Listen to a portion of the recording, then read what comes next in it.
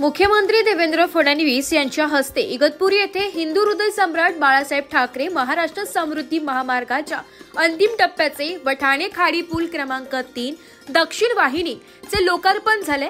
यावेळी उपमुख्यमंत्री एकनाथ शिंदे, अजित पवार आणि अन्य मंत्री व अधिकारी उपस्थित होते।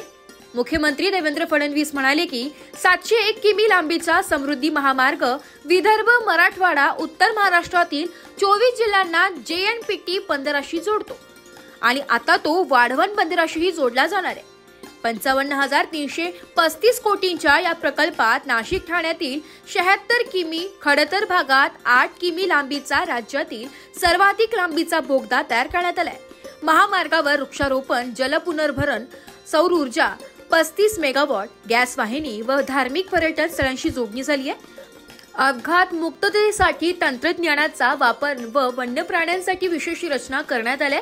उपमुख्यमंत्री एकनाथ शिंदे यांनी हा महामार्ग वेळ, इंधन व प्रदूषणात बचत करणारा आणि औद्योगिक व पर्यटन विकासाला चालना देणारा असल्याचं सांगितले। अजित पवार यांनी पर्यावरण संवर्धनासाठी 10 कोटी रोपांची लागवड करण्याचे उद्दिष्ट जाहीर केले। कार्यक्रमानंतर मान्यवरांनी महामार्गाची पाहणी केली आहे। ब्युरो रिपोर्ट, नाशिक लोकशाही न्यूज, नाशिक।